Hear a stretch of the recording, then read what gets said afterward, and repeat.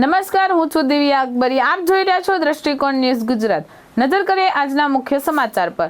ગીર સોમનાથ જિલ્લામાં આજે તંત્ર દ્વારા મહત્વપૂર્ણ કાર્યવાહી હાથ ધરવામાં આવી છે.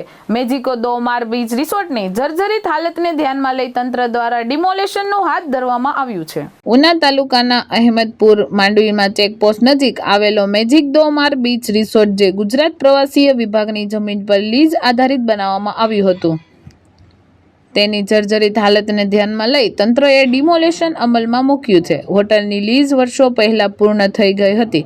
જિલ્લા કલેક્ટર દ્વારા અગાઉ ઇમારત જર્જરિત હોવાથી ડિમોલેશન નોટિસ આપવામાં આવી હતી, છતાં સંબંધિત સંચાલક તરફથી કોઈ પગલાં ન લેવાતા આજે સવારે તંત્રને પોલીસ બંદોબસ્ત વચ્ચે કાર્યવાહી શરૂ કરી હતી.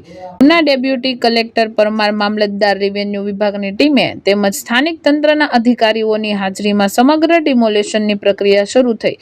તંત્રના જણાવ્યા અનુસાર ઇમારત જૂની અને જોખમી બનેલી હોવાથી જાહેર સુરક્ષા હિતમાં તેને દૂર કરવી આવશ્યક હતી.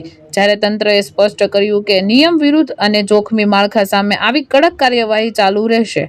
વિશાલ ચૌહાણ, દ્રષ્ટિકોણ ન્યૂઝ, ગીર સોમનાથ.